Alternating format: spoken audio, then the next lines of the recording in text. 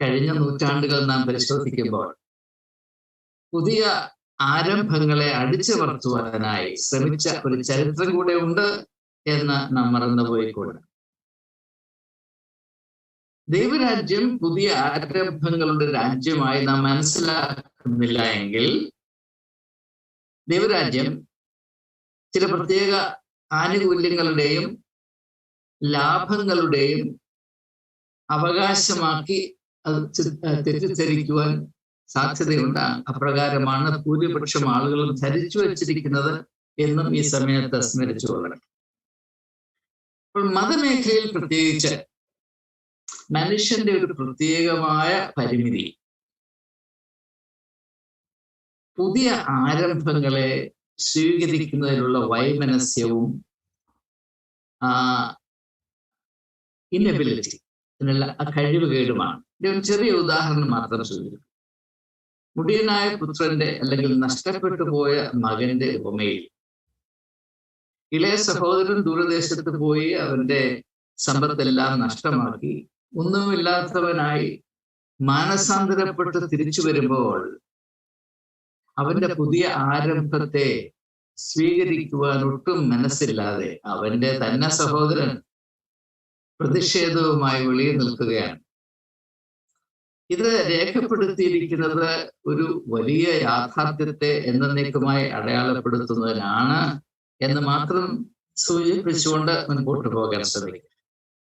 അപ്പോൾ ഇന്ന് രാത്രി എനിക്ക് എല്ലാവരോടും പ്രത്യേകമായി ഓർമ്മിപ്പിക്കാനുള്ളത്, മാനസാന്തരപ്പെടണം എന്ന് പറയുമ്പോൾ നമ്മുടെ മനസ്സിന്റെ അവസ്ഥ എന്താകുന്നു എന്നതിനെ പറ്റി ഒരു ബോധം ഉണ്ടാകണം എന്നത് വളരെ സ്പഷ്ടമായ അതിന്റെ അർത്ഥമാകുന്നു. അത് കൂടുതലായി വിവരിക്കേണ്ട ആവശ്യമില്ല.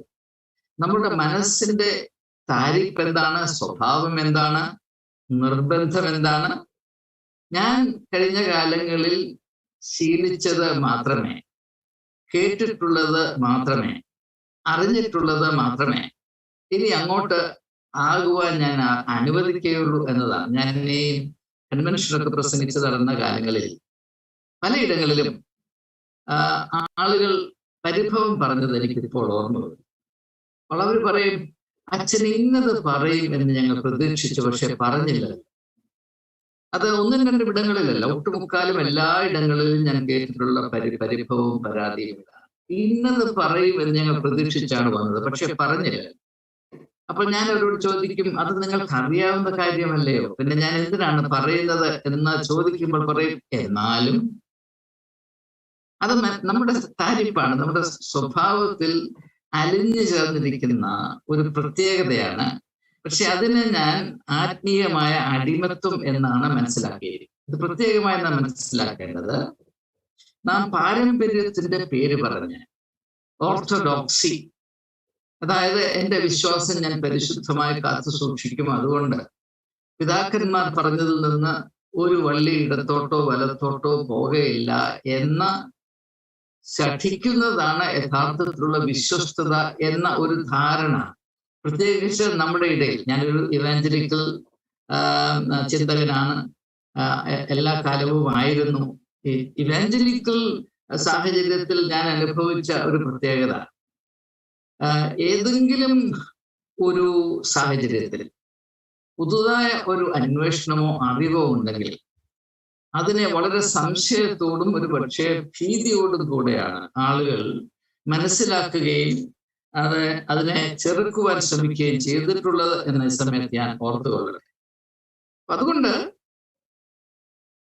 കർത്താവായ യേശു ക്രിസ്തു ലോകത്തിൽ വന്നത്, വചനമായി ലോകത്തിൽ വന്നത്, ലോകത്തിന്റെ വെളിച്ചമായി വന്നത്, ജീവന്റെ അപ്പമായി വന്നത്, ഒരു പുതിയ ആരംഭം മനുഷ്യരാശിക്ക് സാധ്യമാണ് എന്നുള്ള സർവജനത്തിന്റെയും മഹാസന്തോഷത്തെ വിളിച്ചറിയിക്കുവാനാണ് എന്നുള്ള അടിസ്ഥാന വേദപുസ്തക സത്യം ഈ സമയത്ത് ഞാനൊന്ന് ചൂണ്ടിക്കാണിച്ചുകൊണ്ട് മാത്രം, ഇത് വളരെയധികം വിശദീകരിക്കാനുള്ളതാണ്, എങ്കിലും സമയത്തിന്റെ പരിമിതി കൊണ്ട് ഞാൻ അതിലേക്ക് പ്രവേശിക്കുന്നത്. അതുകൊണ്ട് നമുക്ക് എല്ലാവർക്കും, ഈ പറയുന്ന എനിക്ക് പ്രത്യേകിച്ചും, ഏറ്റവും ആയിട്ടുള്ളത് മനസ്സുകൊണ്ട് ചില കാര്യങ്ങൾ സ്വീകരിക്കാനും അംഗീകരിക്കാനുമുള്ള ആത്മീയ സ്വാതന്ത്ര്യമാണ്. ചില കാര്യങ്ങളെന്ന് ഞാൻ പറയുമ്പോൾ അതെന്തും സ്വീകരിക്കണമെന്നല്ല അതുകൊണ്ട് ഉദ്ദേശിക്കുന്നത്.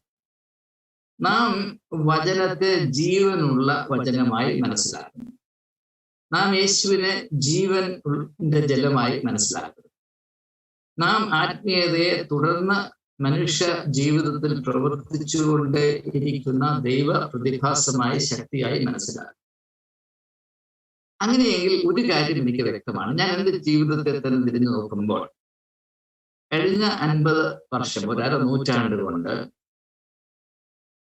കർത്താവായ യേശുക്രിസ്തുവിന്റെ പഠിപ്പീരുകൾ തന്നെ മനസ്സിലാക്കിയിട്ടുള്ള വിധങ്ങൾ വളരെയധികം വ്യത്യസ്തത വളർന്നിട്ടുണ്ട് എന്ന് ഞാൻ എളിമയോടുകൂടെ അവകാശപ്പെട്ടുകൊള്ളത്. പല കാര്യങ്ങളും എനിക്ക് മനസ്സിലായിരുന്നില്ല. കാണാപ്പാഠം പഠിച്ച വാക്യങ്ങൾ അനേകമായിരുന്നു. ഞാൻ പലയിടത്തും പറഞ്ഞിട്ടുണ്ട്, ഞാൻ ഇംഗ്ലീഷ് ഭാഷ പഠിച്ചത് ഇംഗ്ലീഷ് വേദപുസ്തകം കാണാപ്പാഠം പഠിച്ചിട്ടാണ്. എൻ്റെ ഇംഗ്ലീഷ് ഭാഷയുടെ ഗുരു ഇംഗ്ലീഷ് ബൈബിള് തന്നെയാണ്. എന്നാൽ ഇവയൊക്കെയും മനഃപ്പാഠമാക്കി വെച്ചത് കൊണ്ട് അതിന്റെ അർത്ഥം അറിഞ്ഞു എന്നില്ല, അറിയണമെന്നുമില്ല. ദൈവം എന്നെ തീച്ചൂളയിൽ കൂടെ നടത്തിയ ഒരു 9 വർഷങ്ങൾ പ്രത്യേകിച്ചുണ്ട്. 2007 മുതൽ 2017 വരെ ഞാൻ സെന്റ് സ്റ്റീഫൻസ് കോളേജിന്റെ പ്രിൻസിപ്പലായിരുന്ന സമയത്ത് ജീവൻ മരണ സംഘർഷത്തിൽ കൂടെ കടന്നു പോകേണ്ട ഒരു അവസ്ഥയായിരുന്നു. ആ സമയത്ത് വചനം എന്നോട് വളരെ പ്രത്യേകമായി സമ്പാദിച്ചുകൊണ്ടേയിരുന്നു എന്നത് എൻ്റെ ജീവിതത്തിലെ ഏറ്റവും വലിയ അനുഗ്രഹമായി ഞാൻ കാണുകയാണ്. ഞാൻ അനുഭവങ്ങളെയൊക്കെയും ക്രോഡീകരിച്ചൊരു പുസ്തകം എഴുതിയിട്ടുണ്ട്. അത് അനേകം ആളുകൾ വാങ്ങിച്ച് വായിച്ചിട്ടുണ്ട്. അത് ഇപ്പോഴും ആമസോണിൽ കിട്ടുന്നതാണ്. എൻ്റെ പേര് ഓൺ എ സ്റ്റോമി കോഴ്സ്, കൊടുങ്കാറ്റിന്റെ വഴി എന്നാണ് പുസ്തകത്തിന്റെ പേര്. അപ്പോൾ ഈ കാലഘട്ടങ്ങളിൽ പ്രത്യേകിച്ച് കർത്താവായ യേശുക്രിസ്തുവിന്റെ പഠിപ്പീരുകളെ ഒരു പ്രത്യേക രീതിയിൽ അനുഭവത്തിൽ കൂടെ മനസ്സിലാക്കുവാനുള്ള ഒരു അനുഗ്രഹം എനിക്ക് ലഭിച്ചു എന്നത് ആമുഖമായി പറയേണ്ടതിന്റെ കാരണം, ഞാൻ ഇന്ന് പ്രത്യേകിച്ച് നിങ്ങളോട് പങ്കിടുവാൻ പോകുന്ന കർത്താവായ യേശുക്രിസ്തുവിന്റെ ആദ്യ പ്രഖ്യാപനത്തെ ഞാൻ മനസ്സിലാക്കുന്ന രീതിയിൽ അതിന്റെ ചുവ അല്ലെങ്കിൽ രുചി ഉണ്ട് എന്ന് സൂചിപ്പിക്കാൻ വേണ്ടിയാണ്. കർത്താവായ യേശുക്രിസ്തു ഇപ്രകാരം വിളിച്ചു പറയുമ്പോൾ, ദൈവരാജ്യം സമീപിച്ചിരിക്കയാൽ മാനസാന്തരപ്പെടുവീരെന്ന് പറയുമ്പോൾ അതിലടങ്ങിയിരിക്കുന്ന വിപ്ലവാത്മകത മനസ്സിലാക്കുന്നതിൽ ഒരു പക്ഷേ നാം ശ്രദ്ധ വെച്ചു കാണുകയില്ല എന്ന് ഞാൻ വിചാരിക്കുകയാണ്. ചെയ്തിട്ടുണ്ടെങ്കിൽ നിങ്ങൾ എന്നോട് ക്ഷമിക്കുക. ഇവിടെ നാം ഇങ്ങനെയുള്ള വചനങ്ങൾ അനേക തവണ ആവർത്തിച്ച് കേട്ടത് കൊണ്ട് ഇതിൽ അടങ്ങിയിരിക്കുന്ന വളരെ വളരെ വിപ്ലവാത്മകമായ ആശയങ്ങൾ, സാധ്യതകൾ ഒരു പക്ഷേ അവഗണിക്കപ്പെടുന്ന ഒരു താരിഫ് നമുക്കുണ്ട്. അതിന്റെ ഒരു ഉദാഹരണം ഈ ഒരു ഭാഗം തന്നെയാണ്.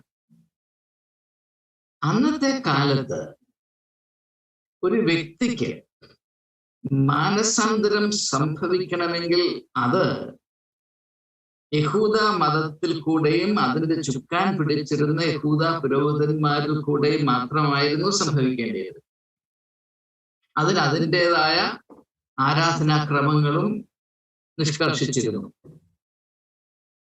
യേശു ജനത്തെ നേരെ സംബോധന ചെയ്തിട്ട് നിങ്ങൾ മാനസാന്തരപ്പെടണമെന്ന് പറയുമ്പോൾ നാം പ്രത്യേകമായി മനസ്സിലാക്കേണ്ടത് അന്ന് നിലവിലിരുന്ന പുരോഹിത ക്രമങ്ങളെ, അതായത് വിശ്വാസികളുടെ നിത്യതയുടെ മേൽ പുരോഹിത വർഗം അവകാശപ്പെട്ടിരുന്ന മേൽക്കോയ്മയെ കർത്താവായ യേശുക്രിസ്തു അവഗണിച്ചു അല്ലെങ്കിൽ മറികടന്നു എന്നതാണ്. ഇത് വളരെ വളരെ പ്രാധാന്യമർഹിക്കുന്ന ഒരു കാര്യമാണ്. എന്താണ് ഇവിടെ സംഭവിക്കുന്നത്? ഒരു വ്യക്തിയും ദൈവവുമായുള്ള ബന്ധത്തിൽ അന്നുവരെയും നിന്നിരുന്ന ഇടനിലക്കാർ അവർക്കുള്ള സ്ഥാനത്തെ പരിപൂർണമായി നീക്കിയിട്ട് നിങ്ങൾ മാനസാന്തരപ്പെടുവീരെന്ന് വളരെ നേരെ ഡയറക്ട്ലി എന്ന് ഇംഗ്ലീഷിൽ പറയില്ല, മറ്റ് ഇടനിലക്കാരിൽ കൂടെ അല്ലാതെ യേശു അവരോട് പറയുകയാണ്. ഇതിന്റെ അർത്ഥം, ഇതിന്റെ ഇംപ്ലിക്കേഷൻസ്, ഇതിന്റെ സാധ്യതകൾ, ഇതുമൂലം സംഭവിക്കേണ്ടിയിരുന്ന വലിയ വലിയ മാറ്റങ്ങൾ, ഇവയൊക്കെയും വേണ്ടതുപോലെ ശ്രദ്ധിക്കുന്നതിൽ നാം ഒരു പക്ഷേ പരാജയപ്പെട്ടിട്ടുണ്ട് എന്ന് ഞാൻ വിചാരിക്കുകയാണ്. അതുകൊണ്ട് ഈ ഒരു പ്രസ്താവന, അല്ലെങ്കിൽ യേശുവിന്റെ ഈ ആദ്യത്തെ പ്രസ്താവനയിൽ ഡെക്ലറേഷൻ ഓർ പ്രോക്ലമേഷൻ നിന്ന് ആദ്യമായി നാം കുറിച്ചു വെക്കേണ്ടത്, ഞാനത് പ്രസംഗം പോലെയല്ല, ഒരു വേദപുസ്തക പഠനം പോലെ പ്രയോജനപ്പെടുത്താമെന്ന് വിചാരിക്കുകയാണ്. ഇതിന്റെ അർത്ഥം, നിങ്ങളും ദൈവവുമായുള്ള ബന്ധത്തിൽ ഇടനിലക്കാരുടെ ആവശ്യമില്ല എന്നത് തന്നെയാണ്. Between you and the kingdom of God, there is no need for middlemen. ഇതാണ് അതിനകത്തെ പരമമായ സത്യം. ഇത് തന്നെ. അതിന്റെ ഒരു ഉദാഹരണം കൂടെ കുറച്ചുകൂടെ മനസ്സിലാക്കുന്നതിന് വേണ്ടി ഞാൻ പറഞ്ഞു. മത്തായിയുടെ സുവിശേഷം 3-ാം അധ്യായത്തിന്റെ 14 മുതൽ 16 വരെയുള്ള വാക്യങ്ങളിൽ കർത്താവായ യേശു ക്രിസ്തു സ്നാപക യോഹന്നാനാൽ യോർദാൻ നദിയിലെ വെള്ളത്തിൽ സ്നാനമേൽക്കുകയാണ്. ഞാൻ നിങ്ങളോട് ചോദിക്കട്ടെ, ആരാണ് സ്നാനം നൽകുന്നത്? നമ്മുടെ അറിവിൽ സ്നാനപ്പെടുത്തുക എന്നത് പുരോഹിതന്റെ മാത്രം അവകാശമാണ്. സ്നാപക യോഹന്നാൻ പുരോഹിതനായിരുന്നില്ല, പ്രവാചകനായിരുന്നു. അത് വളരെ വളരെ ശ്രദ്ധ അർഹിക്കുന്ന ഒരു സത്യമാണ്. യേശുവിന് അന്ന് പുരോഹിതന്മാരുടെ കയ്യിൽ നിന്ന് സ്നാനം ഏൽക്കുവാൻ അവകാശമുണ്ടായിരുന്നു. എന്നാൽ അങ്ങനെയല്ല, ഒരു പ്രവാചകന്റെ കയ്യിൽ നിന്നാണ്. പ്രവാചകന് അതുകൊണ്ട് എന്താണ് പറയുന്നത്, ഒരു അങ്കലാപ്പുണ്ട്. പറയുന്നു, നിന്റെ കൈയാൽ സ്നാനമേൽക്കുവാൻ എനിക്ക് ആവശ്യം എന്ന് പറയുമ്പോൾ യേശുവിന്റെ മറുപടി വളരെ ശ്രദ്ധേയമാണ്. എന്താണ്? ഇങ്ങനെ എല്ലാ നീതിയും തികയ്ക്കുന്നത് നമുക്ക് നന്നാണ് പറഞ്ഞിരിക്കുന്നത്. നീതി എന്ന വാക്കാണ് ഉപയോഗിച്ചിരിക്കുന്നത്. അപ്പോൾ ഇത് വളരെ വളരെ പ്രാധാന്യമർഹിക്കുന്നതാണ്. കർത്താവായ യേശു ക്രിസ്തുവിന്റെ സ്നാനം, അത് നാം ഇപ്പോൾ നടത്തുന്ന സ്നാനത്തിന്റെ മാതൃകയായി നാം അവകാശപ്പെടുമ്പോൾ തീർച്ചയായും ആ സ്നാനത്തിന്റെ അർത്ഥം എന്താണെന്ന് അന്വേഷിക്കാനുള്ള ചുമതല നമുക്കുണ്ട്. യാതൊരു സംശയവും എൻ്റെ മനസ്സിൽ ഇതിനെ പറ്റിയില്ല. യേശുവിന്റെ സ്നാനം ദൈവനീതിയെ അനവരതം അന്വേഷിപ്പാനുള്ള പരസ്യമായ ഒരു സമർപ്പണമായിരുന്നു. Jesus baptism was a public commitment to seek the justice of God or righteousness of God. ഇത് വളരെ വളരെ പ്രാധാന്യം അർഹിക്കുന്നതാണ്. നാം അതിനെ സഭകളുടെ മെമ്പർഷിപ്പിന് വേണ്ടിയുള്ള ഒരു മെമ്പർഷിപ്പ് ഇനീസിയേഷൻ റൈറ്റ് ആയിട്ട് മാറ്റിക്കളഞ്ഞു. അതുകൊണ്ട് ആ ക്രിസ്ത്യാനിക്ക് ദൈവനീതി അന്വേഷിപ്പാനുള്ള ചുമതലയില്ല എന്ന ഒരു സാഹചര്യം നാം വരുത്തി വെച്ചു. മത്തായിയുടെ സുവിശേഷം 6-ാം അധ്യായത്തിന്റെ 33-ാം വാക്യം കാണാപ്പാടം അറിയാത്ത ആരും ഇന്ന് രാത്രി എന്നെ ശ്രവിക്കുന്നില്ല എന്ന് എനിക്കറിയാം. മുൻപേ അവന്റെ രാജ്യവും നീതിയും അന്വേഷിപ്പീൻ, അതോടെ ഇതൊക്കെയും നിങ്ങൾക്ക് കിട്ടും. നമുക്ക് ക്രിസ്തുവിൽ കൂടെ ലഭിച്ച ആത്മീയ അച്ചടക്കത്തിന്റെ ഏറ്റവും പ്രധാനപ്പെട്ട അംശം ദൈവത്തിന്റെ നീതി അന്വേഷിക്കുക എന്നുള്ളതാണ്.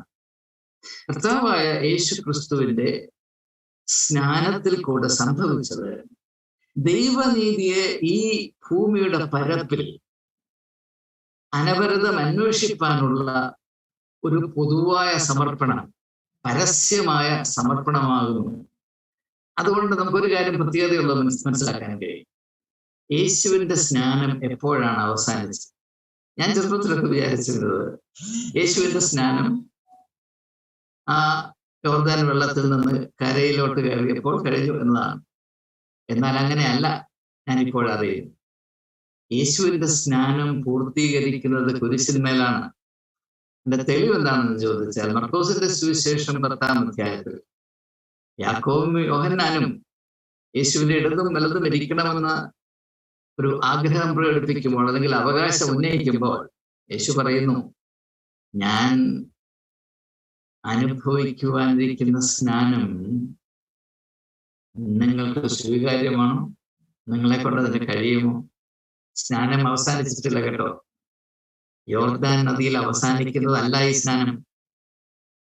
കുരിശിൽ ദൈവനീതിയുടെ അത്യുച്ചകോടി അളക്കുന്നത് വരെ ഈ സ്നാനം തുടരുകയാണ് എന്ന് മാത്രവുമല്ല, യേശുവിന്റെ സ്നാനം ഇതാ ചരിത്രത്തിൽ കൂടെ ഇന്നും തുടർന്നുകൊണ്ടേയിരിക്കുന്നു.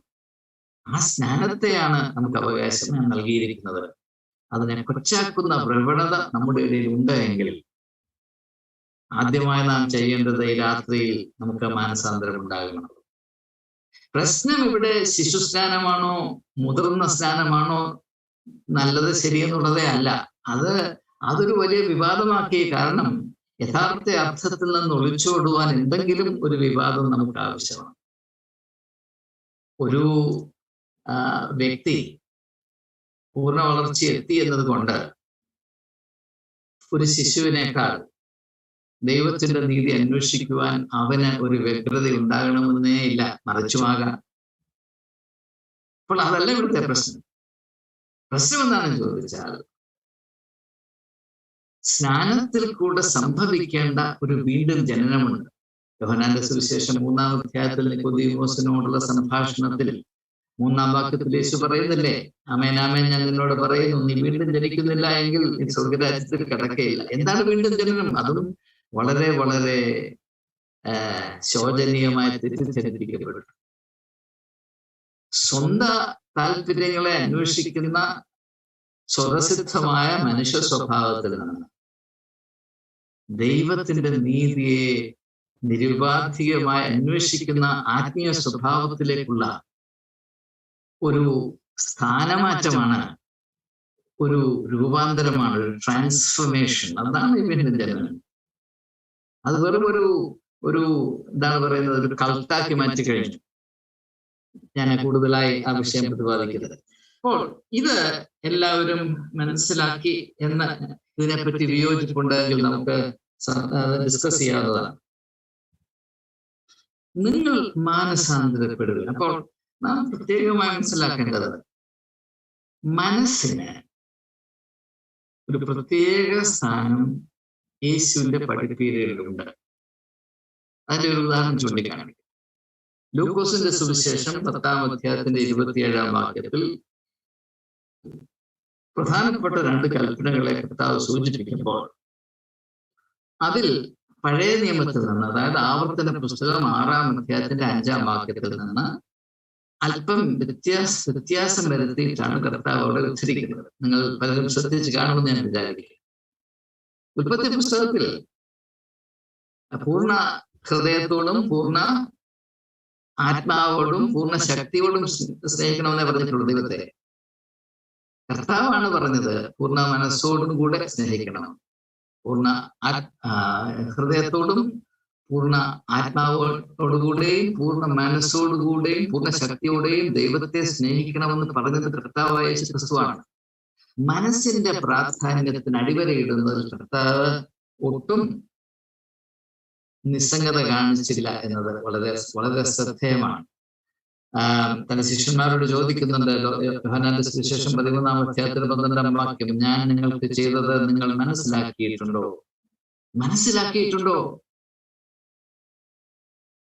കുരിശിൽ കിടന്നും കർത്താവ് അനുഭവിച്ച ഏറ്റവും വലിയ ദുഃഖം ഇവർക്ക് മനസ്സിലാകുന്നില്ല എന്നതാണ്. മനസ്സിലാകുന്നില്ല.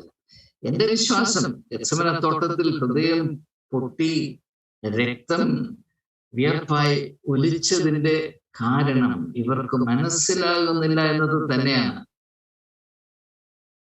അതുകൊണ്ട് ഈ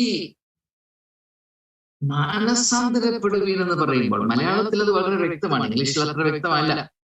അതുകൊണ്ട് മലയാളിക്ക് ഇത് മനസ്സിലാകുന്നില്ല എന്ന് പറയുവാൻ യാതൊരു അവകാശവും. നിങ്ങൾ മാനസാന്തരപ്പെടും. എന്താണ് മാനസാന്തരം? മനസ്സിലെ അന്തരമാണ്, ബാഹ്യമായ അന്തരമല്ല, മനസ്സിലെ അന്തരം. നമുക്കറിയാം, കർത്താവ് യേശു ക്രിസ്തു ജീവിക്കുന്ന വചനമാണെന്ന് യോഹന്നാൻ പറയുന്നത് 1-ാം അധ്യായത്തിന്റെ ആദ്യത്തെ 3 വാക്യങ്ങൾ. ഈ വചനം എന്ന് പറയുമ്പോൾ അത് ചിന്തയല്ലയോ? വചനം വികാരമാണ്, വചനം കെട്ടുകഥകളാണ്. അല്ലല്ല, അത് ഏറ്റവും ഉദാത്തമായ ചിന്തകൾ. അതായത് മനസ്സിന്റെ അപാരതയിൽ ഒരുപക്ഷെ മനുഷ്യ മനസ്സിന് എത്തിച്ചേരാൻ വയ്യാത്ത ആ ഉയരത്തിൽ സംഭവിക്കേണ്ട ചിന്തകളാണ് ഇവയൊക്കെ. മനസ്സ് പ്രയോഗിക്കാതെ മനസ്സിൽ പിണ്ണാക്ക് നിറച്ചുകൊണ്ട് ഒരു ക്രിസ്ത്യാനിക്ക് യേശുവിനെ അനുഗമിക്കാം എന്ന് ആരെങ്കിലും വിചാരിക്കുന്നുവെങ്കിൽ അത് ആ വ്യക്തി അവനോട് തന്നെ ചെയ്യുന്ന വലിയ പാതകം തന്നെയാണ്. അതുകൊണ്ട് കഴിഞ്ഞ കാലങ്ങളിൽ യേശുവിന്റെ മാർഗത്തിൽ യേശു നിഷ്കർഷിച്ച മനസ്സിന്റെ പ്രാധാന്യത്തെ, ഒഴിച്ചുകൂടാത്ത അതിന്റെ സംഗതയെ നാം അവഗണിച്ചതുകൊണ്ട് എന്ത് സംഭവിച്ചു? ക്രിസ്തുവിന്റെ മാർഗം വെറും വികാരത്തിന്റെ തിരത്തള്ളലായി നാം അധപ്പതിച്ചു. വികാരം ആത്മീയത എന്ന് പറഞ്ഞാൽ വികാരം. ഇപ്പൊ ഉണർവ് പ്രസംഗകരുണ്ട്, ആളുകൾക്ക് ഉണർവ് വരുന്നത്. അവരെന്താണ് ചെയ്യുന്നത്? ജനങ്ങളുടെ വികാരം ഇളക്കി വിടുകയാണ്. വികാരം അല്ലെ? ഇപ്പൊ തന്നെ മറുഭാഷ എന്ന് പറയുന്നത്, അത് ഒരു തരത്തിലുള്ള പാട്ടുപാടി തമ്പാർക്ക് കൂട്ടി അതൊരു വൈകാരികമായ ഒരു ലെവലിലെത്തുമ്പോൾ മറുഭാഷ എന്ന് പറയും. അത് വികാരം മാത്രമാണ്. അവിടെ മനസ്സ് പ്രവർത്തിക്കുന്നില്ല. മനസ്സിനെ പരിപൂർണമായി നിർജീവമാക്കുന്ന തരത്തിൽ വികാരത്തിന്റെ അണപ്പൊട്ടലുകൾ കൃത്രിമമായി സൃഷ്ടിച്ചുകൊണ്ട് അത് ആത്മീയതയാണ് എന്ന് ശഠിക്കുന്നവർ ഏത് വേദപുസ്തകമാണ്, ഏത് സുവിശേഷമാണ് വായിച്ചത് എന്ന് ഞാൻ വളരെ സംശയിക്കാറുണ്ട്. അത് പ്രത്യേകിച്ച് പരിശുദ്ധാത്മാവിന്റെ പേരിൽ. പരിശുദ്ധാത്മാവിനെ പറ്റി ഇപ്പോൾ വിശദമായിട്ടൊന്നും സൂചിപ്പിക്കാൻ ഞാൻ ശ്രമിക്കുന്നില്ല. എന്നാൽ ഇതിലൊക്കെയും വളരെ സങ്കടകരമായ പ്രമാദമായ തെറ്റിദ്ധാരണകൾ പതിയിരിക്കുന്നു എന്ന് മാത്രം സൂചിപ്പിച്ചുകൊണ്ട് മുൻപോട്ട് പോകും. അതുകൊണ്ട് ഞാൻ ആവർത്തിച്ച് പറയട്ടെ, മനസാന്തരപ്പെടുക എന്ന് പറയുമ്പോൾ അതിന്റെ അർത്ഥം തികച്ചും വ്യക്തമാണ്. യാതൊരു സംശയവും അവശേഷിക്കുന്നില്ല. മനസ്സിന്റെ ഉള്ളിൽ, മനസ്സിൽ കൂടെ വലിയ പരിവർത്തനമുണ്ടായിട്ട് ഒരു പുതിയ ആരംഭത്തിലേക്ക് കടക്കുന്ന അവസ്ഥയാണ് ഈ മാനസാന്തരം എന്ന് പറയുന്നത്. ആ മാനസാന്തരത്തിന്റെ ഫലമായിട്ടാണ് നാം ഒരു പുതിയ സൃഷ്ടിയായി മാറും. നാം വീണ്ടും ജനിക്കുകയും അതിൽ കൂടെ ഒരു പുതിയ സൃഷ്ടിയായി മാറുകയും ചെയ്യും. അപ്പോൾ അങ്ങനെ നാം രൂപാന്തരപ്പെടുമ്പോൾ, അടുത്ത ചിന്തയിലേക്ക് നാം പ്രവേശിക്കാൻ പോകുക. അങ്ങനെ നാം രൂപാന്തരപ്പെട്ടാൽ എന്ത് സംഭവിക്കും? എന്തിനാണ് നാം രൂപാന്തരം പ്രാപിക്കേണ്ടത്? പലരും വിചാരിക്കുന്നത് ഈ രൂപാന്തരം പ്രാപിക്കുക എന്ന് പറഞ്ഞാൽ ഈ കോസ്മെറ്റിക് ആയിട്ടുള്ളൊരു ചേഞ്ച് നല്ലതാണ്. എനിക്ക് രൂപാന്തരം പ്രാപിച്ചു എന്നൊക്കെ പറഞ്ഞാൽ നല്ലതാണ്. അവൻ വീണ്ടും ബോൺ അഗെയിൻ. കേരളത്തിൽ വീണ്ടും ജന്മം ആരും പറയത്തില്ല.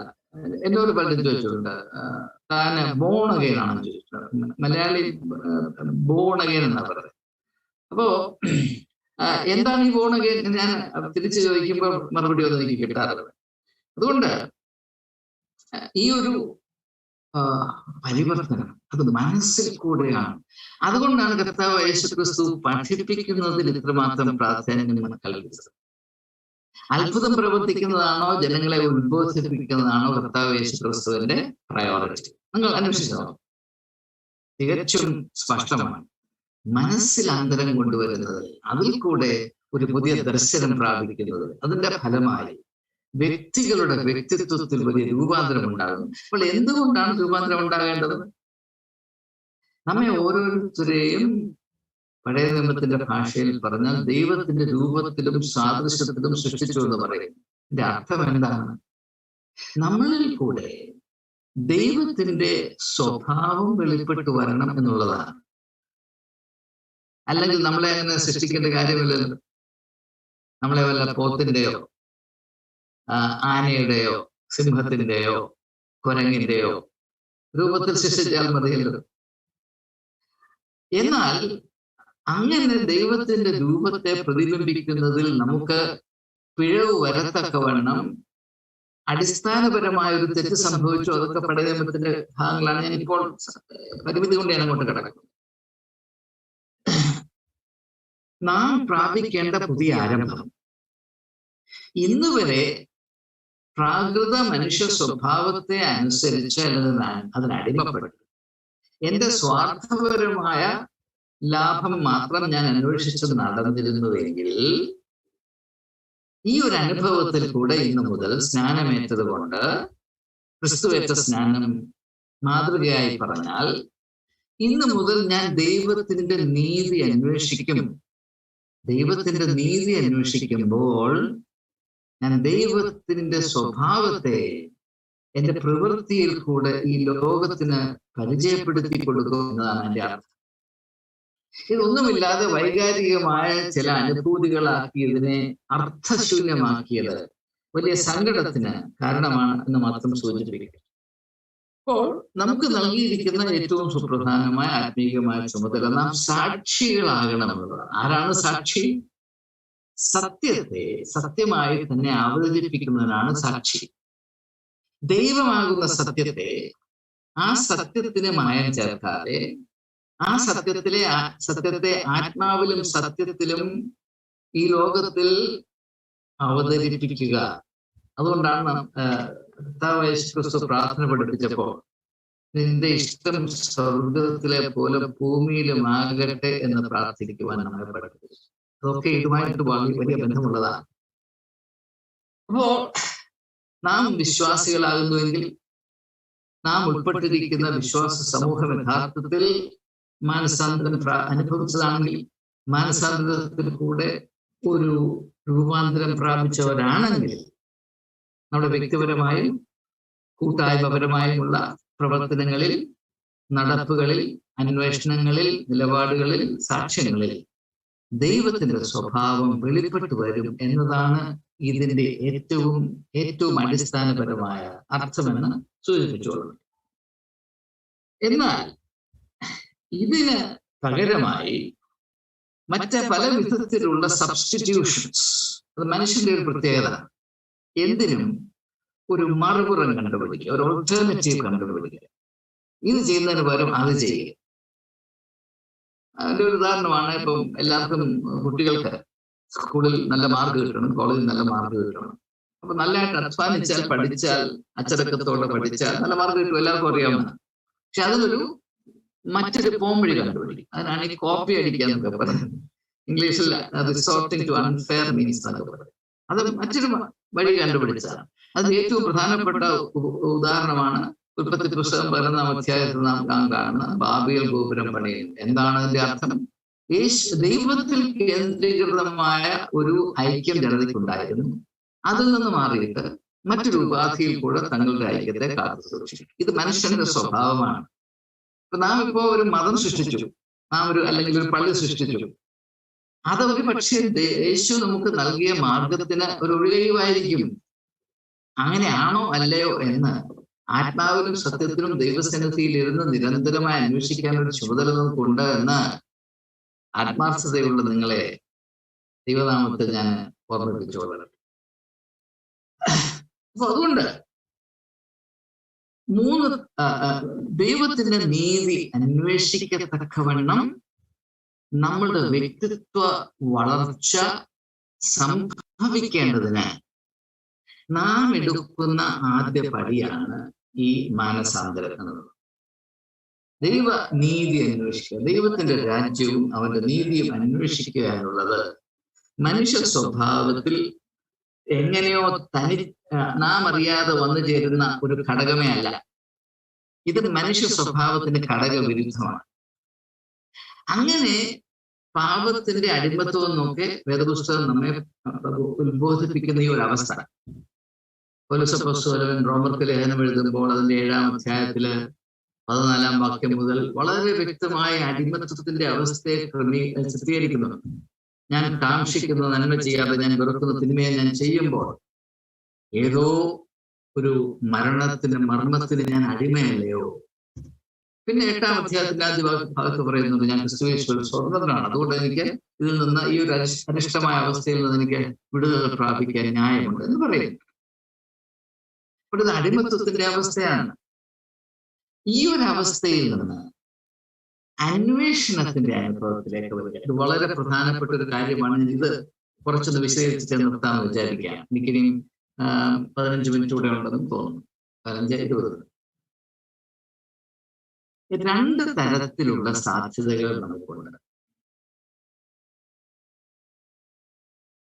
ഒന്ന്, അള്ളി പിടിച്ചിരിക്കുക,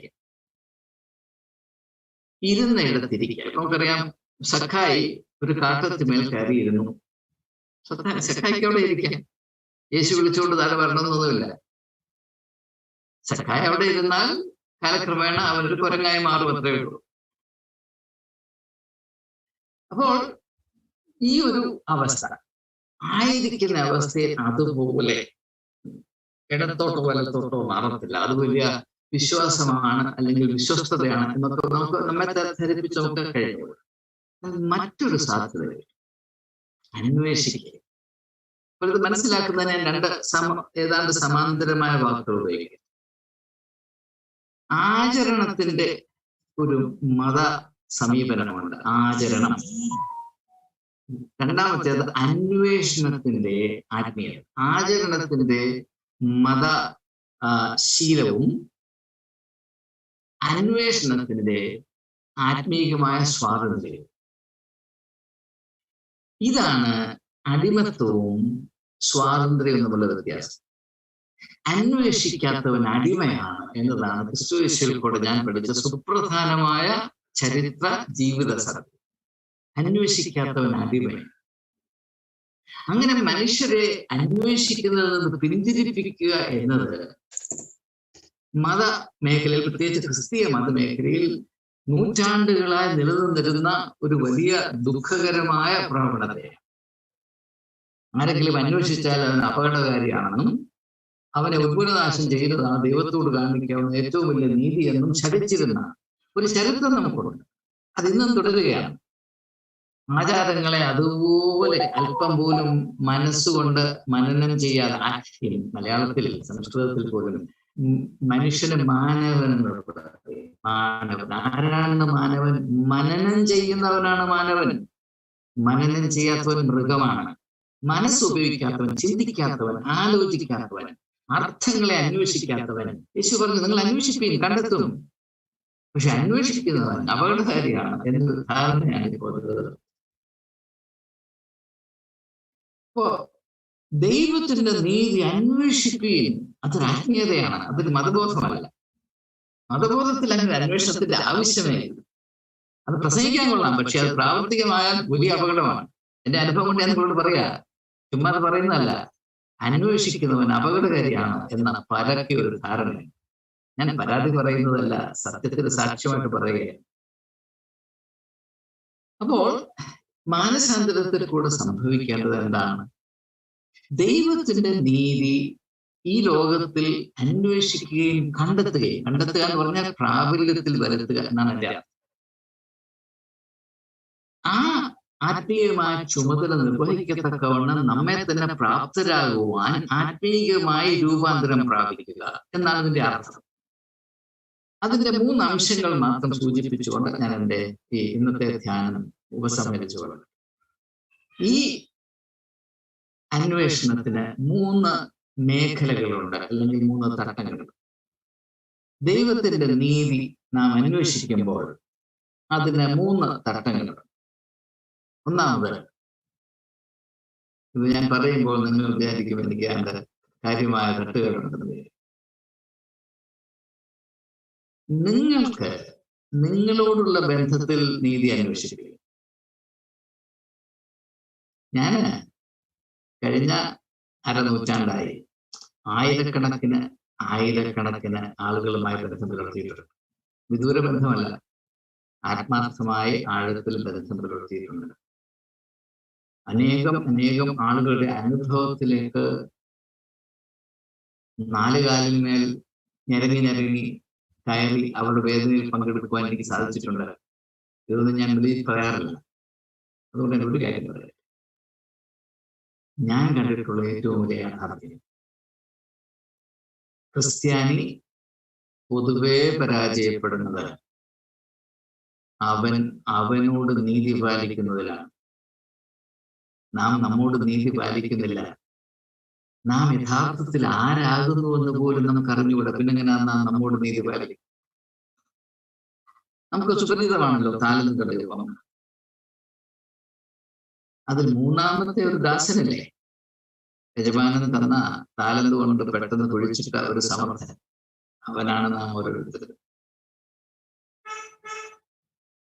അതുകൊണ്ട് എന്താണ് നമ്മുടെ ജീവിതത്തിൽ എപ്പോഴും പരിഭവം മാത്രമാണ്. ആ വേലക്കാരൻ അതാണ് പറയുന്നത്, ദാസനും പറയുന്നത്, നീ കടന്നുകടനായ ഒരു യജമാനെന്ന് ഞാൻ അറിഞ്ഞു. ഞാൻ കുഴിച്ചുപെടുന്ന വിധത്തിലാണ് എന്നത് ഞാൻ ഒരിക്കലും സമ്മതിക്കുകയില്ല. ഞാൻ കേൾക്കുന്ന സഹോദരി സഹോദരങ്ങളെ, പ്രത്യേകിച്ച് യുവതി യുവാക്കന്മാരെ, കർത്തൃനാമത്തിൽ മുട്ടുമേൽ നിന്ന് ഞാൻ നിങ്ങളോട് അപേക്ഷിക്കുകയാണ്. നിങ്ങളിൽ ദൈവം നിക്ഷിപ്തമാക്കിയിരിക്കുന്ന അത്ഭുതകരമായ സാധ്യതകളെ നിങ്ങൾ അന്വേഷിക്കുന്നുണ്ടോ? അന്വേഷിച്ചു എന്ന് ചുമ്മാ പറഞ്ഞിട്ട് കാര്യമില്ല. അന്വേഷിച്ചു എന്നതിന്റെ തെളിവ് കണ്ടെത്തിയത് മാത്രം. അത് അന്ത്യശ്വാസം വരെയും അന്വേഷിക്കണമെന്നാണ് കർത്താവ് പറഞ്ഞിരിക്കുന്നത്. അത് ആ അന്വേഷണം ഒരളവിൽ എൻ്റെ ജീവിതത്തിൽ ഞാൻ ഇന്നും പാലിക്കുന്നത് കൊണ്ട് ഞാൻ നിങ്ങളോട് പറയുകയാണ്. ലോകത്തിലെ വലിയ അനുഗ്രഹങ്ങളിൽ ഒന്നാണ് ഈ അന്വേഷണം അനുസ്യൂതം അന്ത്യം വരെയും തുടരാം എന്നുള്ളതാണ്. ഞാൻ അനുഭവിക്കുന്ന വലിയ സന്തോഷത്തിന്റെ രഹസ്യം ഇതാണ്. അന്വേഷണം മാത്രമാണ്. അന്വേഷിച്ചാൽ കണ്ടെത്തുമെന്ന് കർത്താവായ യേശു ക്രിസ്തു എനിക്ക് നൽകിയ വാഗ്ദത്തത്തെ മുറുകെ പിടിച്ചുകൊണ്ട് എന്റെ അന്വേഷണം എപ്പോഴും തുടരുകയാണ്, അവസാനിക്കുകയില്ല. ഹല്ലേലൂയ. ആ അന്വേഷണത്തിൽ കൂടെ മാത്രമേ എനിക്ക് എന്നോട് നീതി പുലർത്തുവാൻ സാധിക്കുകയുള്ളൂ. ഞാൻ എന്നോട് നീതി പുലർത്തുന്നില്ല എങ്കിൽ ഞാൻ ഒരു തെണ്ടിയായി മാറും. നമ്മുടെ മത അനുഭവങ്ങൾ ഭിക്ഷയാചിക്കുന്നതിന്റെ തുല്യമാണ്. നമ്മുടെ പ്രാർത്ഥന പോലും ഭിക്ഷയാചനയാണ്. അതുകൊണ്ടാണ് കർത്താവ് യേശു ക്രിസ്തു പറഞ്ഞത്, നിങ്ങൾ അധികം പ്രാർത്ഥിക്കരുത്. ഞാനത് പലരോടും പറയുമ്പോൾ അവർ ഭയങ്കരമായ ശ്വാസം മുട്ടുന്ന ഞാൻ കണ്ടത്. മത്തായി സുവിശേഷം 6-ാം അധ്യായം വായിച്ചു നോക്കൂ. യേശു എന്താണ് പറയുന്നത്? നിങ്ങൾ അധികം പ്രാർത്ഥിക്കരുത്. എന്താണെന്നറിയാമോ? ഈ പ്രാർത്ഥന കൊണ്ട് നാം അത്യാവശ്യമായി നിർവഹിക്കേണ്ട ഈ ഒരു അന്വേഷണമില്ലേ, അതിലേക്ക് നാം കണ്ണടയ്ക്കുകയാണ്. കണ്ണടച്ചുകൊണ്ടാണ് നാം നടക്കുന്നത്. നാം ആരാകുന്നു, നമ്മുടെ സാധ്യതകൾ എന്താകുന്നു, അതിലേക്ക് കണ്ണടച്ചുകൊണ്ടാണ് നാം കഴിയുന്നത്. അതുകൊണ്ട് ജീവിതം മുഴുവൻ പരിഭവമാണ്. നമ്മെ കൊണ്ട് ആർക്കും ഒരു ഗുണവുമില്ല. നമുക്ക് ഭക്തിയുടെ പരിവേഷം അണിഞ്ഞ് നിൽക്കാനും നടക്കാനും ഇരിക്കാനും പിന്നെ കമ്മിറ്റി അംഗങ്ങളാകാനും ഒക്കെ സാധിക്കും. പക്ഷേ യേശു ശപിച്ച ഒരു അത്യവൃക്ഷമില്ലേ, ഫലം പുറപ്പെടുവിക്കാത്ത അത്യവൃക്ഷമില്ലേ, ആയിപ്പോകരുത്. നിങ്ങളോട് തന്നെ നീതി പുലർത്തുകയും. രണ്ടാമതായി ഈ മാനസാന്തരത്തിൽ കൂടെ സംഭവിക്കേണ്ടത് അയൽക്കാരനോട് നീതി പാലിക്കുകയും അന്യനോട് നീതി പാലിക്കുകയും. ഇന്ന് ക്രിസ്തീയ സമൂഹം ആകമാനം പരാജയപ്പെടുന്നു. അന്യനെ വെറുക്കുന്നതാണ് ക്രിസ്തീയമായ ആത്മീയതയാണ് നാം കരുതിയിരിക്കുന്നത്. ഇവിടെ കേരളത്തില് ക്രിസ്ത്യാനികളും മുസ്ലിങ്ങളും തമ്മിൽ വല്ല വിധേനയും അടിയുണ്ടാക്കാനുള്ള എല്ലാ തന്ത്രങ്ങളും മെനഞ്ഞുകൊണ്ടിരിക്കുകയാണ്. അത് യേശുവിന്റെ പേരിലാണ്. അന്യനോട് നീതി പാലിക്കുക. എന്താണ് നീതി പാലിക്കുക? അന്യന്റെ ആവശ്യങ്ങൾ എന്തെന്ന് അറിഞ്ഞിട്ട് അവൻ ശുശ്രൂഷ ചെയ്യുക. അന്യനെ സ്നേഹിക്കാൻ, സഹിക്കുവാൻ, അന്യനിൽ എന്തെങ്കിലും ഗുണമുണ്ടോ എന്നാണ് അന്വേഷിക്കുക. അതാണ് നീതി. അതിന് പകരം 24 മണിക്കൂറും ഉപയോഗിച്ച് അന്യനെ താറടിക്കുകയാണ് ക്രിസ്തീയ സമൂഹത്തോട് ചെയ്യാവുന്ന ഏറ്റവും വലിയ നീതി എന്ന് തെറ്റിദ്ധരിച്ചിരിക്കുന്ന വലിയ അപകടമേറിയ ഒരവസ്ഥയിലേക്ക് കേരള ക്രിസ്ത്യാനിറ്റി വഴുതി വീണുകൊണ്ടിരിക്കുകയാണ്. ചെമ്മരിയാടിന്റെയും കോലാടിന്റെയും ഉപമയോർത്തുകൊള്ളുകയും, എനിക്ക് വിശന്നു, നിങ്ങൾ ആഹാരം തന്നില്ല, ദാഹിച്ചു, നിങ്ങൾ കുടിപ്പാൻ തന്നില്ല, ഞാൻ നഗ്നനായിരുന്നു, നിങ്ങൾ ഉടുപ്പിച്ചില്ല, ഞാൻ രോഗിയായിരുന്നു, നിങ്ങൾ വന്ന് കണ്ടില്ല, ഞാൻ കാരാഗ്രഹത്തിലായിരുന്നു, നിങ്ങൾ എന്നെ അറിഞ്ഞില്ല, ഞാൻ അന്യനായിരുന്നു, നിങ്ങൾ എന്നെ ചേർത്തില്ല. ചേർത്തില്ല. അന്യന്റെ മുഖത്തടിക്കുന്ന ആത്മീയത നമുക്ക് വേണ്ട. ക്രിസ്തുവിന്റെ നാമത്തിൽ ഞാൻ നിങ്ങളോട് പറയുകയാണ്, ഈ വർഗീയത നമുക്ക് വേണ്ട. അന്യന് നീതിക്ക് വേണ്ടി വിശുദ്ധ ദാഹിക്കാത്തവൻ യേശുവിനെ അറിയുന്നവനല്ല. മൂന്നാമത്, ദൈവത്തോട് നീതി പാലിക്കുകയും. ആദ്യം പറഞ്ഞു നീ നിന്നോട് നീതി പാലിക്കുക. രണ്ടാമത് ഞാൻ പറഞ്ഞു നീ നിന്റെ അയൽക്കാരനോട് അല്ല, അന്യനോട് അല്ല, ശത്രുവിനോട് നീതി പാലിക്കുക. യേശു പറഞ്ഞതാണ്, എന്റെ വചനമല്ലത്. മൂന്നാമത് എനിക്ക് പറയാനുള്ളത്, ദൈവത്തോട് നീതി പാലിക്കുകയും. നാം യേശുവിന്റെ ക്രൂശീകരണത്തെ ആണ്ടുതോറും ദുഃഖവെള്ളിയാഴ്ച ധ്യാനിക്കാറില്ലേ? അതിന്റെ അർത്ഥം എന്താണ്? യേശുവിന്റെ ക്രൂശീകരണത്തിൽ കൂടെ നമുക്ക് ലഭിക്കേണ്ട ഏറ്റവും വലിയ താർക്കികതാണെന്ന് അറിയാം. ദൈവത്തോട് നീതി പാലിക്കുവാൻ മനുഷ്യന് സ്വതസിദ്ധമായി കഴിയുകയില്ല എന്ന് തന്നെയാണ് എൻ്റെ അർത്ഥം. നാം യഥാർത്ഥത്തിൽ നമ്മുടെ വഴികളെ ഒന്ന് പരിശോധിച്ചാൽ ദൈവത്തോട് നാം നീതി പാലിക്കുന്നില്ല എന്നത് പച്ച പരമാർത്ഥമാണ്. നാം മുഖം തിരിഞ്ഞ്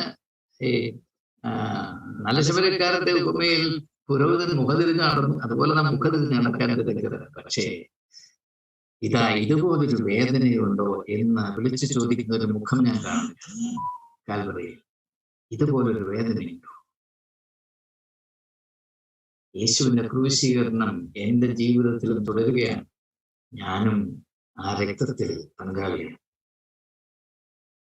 ഞാൻ ചുമ്മാ ഭംഗിവാക്ക് പറയുന്നത്, എന്റെ ജീവിതത്തിന്റെ ആകത്തുക നിങ്ങളുടെ മുമ്പിൽ വെച്ചുകൊണ്ട് ഞാൻ പറയുക, ഞാനും കുറ്റവാളിയാണ്. ദൈവത്തോട് നീതി പാലിക്കുന്നതിൽ അമ്പയെ പരാജയപ്പെട്ട വ്യക്തി ഞാനാണ്. എനിക്ക് അഭിനയിക്കേണ്ട ആവശ്യമൊന്നുമില്ല. സത്യം പറയാൻ യേശുവിൽ കൂടെ സ്വാതന്ത്ര്യം പ്രാപിച്ചവനാണ് ഞാൻ. അതുകൊണ്ട് ദൈവരാജ്യം സമീപിച്ചിരിക്കാൻ മാനസാന്തരപ്പെടുകയെന്ന് വിളിച്ചു പറയുമ്പോൾ ആ മാനസാന്തരത്തിൽ കൂടെ സംഭവിക്കേണ്ടത് ദൈവത്തിന്റെ നീതി അന്വേഷിക്കാനുള്ള ഒരു ആത്മീയമായ സ്വാതന്ത്ര്യമാണ്. ആ സ്വാതന്ത്ര്യം പ്രാപിക്കുന്നവൻ അവനോട് നീതി പുലർത്തുന്നു, അന്യനോട് നീതി പുലർത്തുന്നു, സർവോപരി ദൈവത്തോട് നീതി പുലർത്തുന്നു. ഈ നീതി പരിപൂർണമായി അതിന്റെ ഇംപ്ലിക്കേഷൻസോടുകൂടെ അന്വേഷിക്കുവാൻ വിസമ്മതിക്കുന്ന ഒരു വ്യക്തിക്കും ദൈവരാജ്യത്തിൽ സ്ഥാനമില്ല, അംഗത്വമില്ല എന്ന സ്പഷ്ടമായ നിസ്സന്ദേഹമായ പ്രസ്താവനയാണ് നാം ഇവിടെ കാണുന്നത്. അതുകൊണ്ട് ഇങ്ങനെയുള്ള കാര്യങ്ങൾ മനസ്സിലാക്കത്തക്കവണ്ണം വചനത്തോടുള്ള നമ്മുടെ ബന്ധത്തെ ഒന്ന് പുതുക്കി പണിയേണ്ട ആവശ്യം എന്ന് വളരെ അധികമുണ്ട് എന്ന് ഞാൻ നെഞ്ചത്ത് കൈവച്ച് പറയുകയാണ്. പ്രവാചകൻ പറയുന്നത് പോലെ ദേശത്തിത ഒരു വലിയ ക്ഷാമം. എന്താണ്? വചനത്തിന്റെ ക്ഷാമമാണ്. നമുക്ക് കൺവെൻഷനുകളുടെ കുറവൊന്നുമില്ല, കാത്തിരിപ്പ് പ്രാർത്ഥനയ്ക്കും കുറവില്ല. പക്ഷേ വചനത്തിന്റെ ക്ഷാമമുണ്ട്. എന്താണ്? വചനത്തിന്റെ അർത്ഥത്തിന്റെ ക്ഷാമമുണ്ട്. അതുകൊണ്ട് വചനത്തിന്റെ പോഷണം അനുഭവിക്കുന്ന വ്യക്തികൾ എവിടെയുണ്ട്? ഏത് കോൺഗ്രിഗേഷനിലുണ്ട്? ഒരു സഭ എന്ന് പറഞ്ഞാൽ തന്നെ അതിന്റെ അർത്ഥം എന്താണ്? ഞാൻ ഈ അടുത്തിടെ പ്രസിദ്ധീകരിച്ചൊരു പുസ്തകമുണ്ട്, ഇംഗ്ലീഷിലാണ്. തോട്ട്സ് ഫോർ ട്രൈങ് ടൈംസ് എന്നാണ് അതിന് പേര് കൊടുത്തിരിക്കുന്നത്. യേശുവിന്റെ പഠിപ്പീരുകളുടെ ആഴമുണ്ട് എന്ന് അന്വേഷിക്കുന്ന പുസ്തകമാണ്. അത് നിങ്ങൾ വായിക്കുമ്പോൾ ഒരു പക്ഷേ മനസ്സിലാകും, നാം എത്രയോ ദൂരത്താണ് ആയിരുന്നു. അങ്ങനെ ആയിരിക്കേണ്ട ആവശ്യമൊന്നുമില്ല. യേശു പറയുന്നു, മാനസാന്തരപ്പെടുക. ദൈവത്തിന്റെ നീതി അന്വേഷിക്കുവാൻ നിങ്ങൾ നിങ്ങളെ തന്നെ സജ്ജരാക്കുക. അതുകൊണ്ട് ഒരു വലിയ അനുഗ്രഹം ദേശത്തുണ്ടാകും. അബ്രഹാമിന് നൽകിയ ഒരു വലിയ ദർശനമില്ലേ? നീ നിന്റെ സന്തതി ദേശത്തിന് ഒരു അനുഗ്രഹമായി തീരും. അതാണ് നമുക്ക് നൽകിയിരിക്കുന്ന നിയോഗം. നമ്മുടെ നിയോഗം ലവ് ജിഹാദും നാർക്കോട്ടിക് ജിഹാദൊന്നും അല്ല. ദൈവമക്കളെന്ന് നാം അവകാശപ്പെടുന്നുവെങ്കിൽ നമ്മളെ കൊണ്ട് ഈ മണ്ണ് അനുഗ്രഹിക്കപ്പെടുന്നു. അതിൽ കുറച്ച് ഒന്നും സ്വീകരിക്കണം. അതിന് പകരം ആചാരങ്ങളെയും അന്ധവിശ്വാസങ്ങളെയും അള്ളിപ്പിടിച്ച് അതിനുവേണ്ടി അതിന്റെ സംരക്ഷണത്തിന് വേണ്ടി വാളൂരുന്നതാണ് ക്രിസ്തീയമായ വിശ്വസ്തത എന്ന് പരക്കെ തെറ്റിദ്ധരിച്ചിരിക്കുന്ന കാലത്ത് ജീവൻ പണയപ്പെടുത്തി വിളിച്ചു പറയേണ്ടി വരും. ഇത് പറയുന്ന നിങ്ങളെ ഞാൻ അറിയുന്നില്ല. അധർമ്മം പ്രവർത്തിക്കുന്നവരെ നിങ്ങളെ വിട്ടുപോകുകയും എന്നാൽ ചരിത്രത്തിന്റെ നെറുകയിൽ നിന്നുകൊണ്ട് യേശു പറയുന്ന സ്നേഹവസ്ത്രമായ വാക്കുകൾ കേൾക്കുക. അധ്വാനിക്കുന്നവരും ഭാരം ചുമക്കുന്നവരുമായുള്ളവരെ നിങ്ങൾ എല്ലാവരും എന്റെ അടുക്കൽ വരുകയും ഞാൻ നിങ്ങളെ ആശ്വസിപ്പിക്കും. എങ്ങനെയാണ് അടുക്കൽ വരുന്നത്? മാനസാന്തരത്തിലൂടെ അല്ലയോ? അതുകൊണ്ടാണ് നിക്കോദെമോസിനോടുള്ള സ്നേഹത്തിനോട് പറയുന്നത്. ഒരിക്കലും ഒരു മത നേതാവിനോട് പറയാനുള്ള വാക്യമല്ലത്. ആമേൻ ആമേൻ, ഞാൻ നിന്നോട് പറയുന്നു, നീ വീണ്ടും ജനിക്കുന്നില്ല എങ്കിൽ. ഏതെങ്കിലും ഒരു മത നേതാവിനോട് പറഞ്ഞു നോക്കിയും അടി കിട്ടും. അവനെ സ്നേഹിക്കുന്നത് കൊണ്ടാണ് ഈശോ അവനും ഈ വലിയ സാധ്യതയിൽ, അതായത് സർവജനത്തിനുണ്ടാകേണ്ട മഹാസന്തോഷമായ ജീവിതത്തിൽ ഒരു പുതിയ ആരംഭത്തിന്റെ അവകാശം, അതിന് നിക്കോദെമോസിനോടും ഒരു പങ്കുണ്ട് എന്നത് അടിവരയിട്ടുകൊണ്ടാണ് നീ വീണ്ടും ജനിക്കുന്നില്ല എങ്കിൽ. ആമേൻ ആമേൻ, ഞാൻ നിന്നോട് പറയുന്നു, നീ സ്വർഗ്ഗരാജ്യത്തിൽ കടക്കേ. കേൾക്കുന്ന പ്രിയമുള്ളവരെ, നിങ്ങൾ ഈ ശുശ്രൂഷയെ സഹിഷ്ണുതയോടുകൂടെ സഹകരിച്ചതിൽ എനിക്ക് പ്രത്യേകമായ നന്ദി. നിങ്ങളിൽ പലരെയും കഴിഞ്ഞ കാലങ്ങളിൽ വ്യക്തിപരമായി കാണുവാനും സ്നേഹം പങ്കിടുവാനും എനിക്ക് അവസരം ലഭിച്ചിട്ടുണ്ട്. നിങ്ങൾ ചിലരെങ്കിലും ഞാൻ കണ്ടിട്ടുള്ളവരായിരിക്കെ എങ്കിലോ നാം എപ്രകാരം വചനത്തിന്റെ തമ്മിൽ അല്പസമയം ഒരുമിച്ച് ഇരുന്നെങ്കിൽ നാം ക്രിസ്തു ശരീരത്തിൽ ഒന്നാകുന്നു. അതുകൊണ്ട് നിങ്ങളോടുള്ള സ്നേഹം മുറുകെ പിടിച്ചുകൊണ്ട് ഞാൻ പറയുന്നു, ദൈവരാജ്യം സമീപിച്ചിരിക്കുകയാണ്. മാനസാന്തരപ്പെടുകയും പിതാവിനും പുത്രനും പരിശുദ്ധാത്മാവിന്റെ നാമത്തിൽ തന്നെ.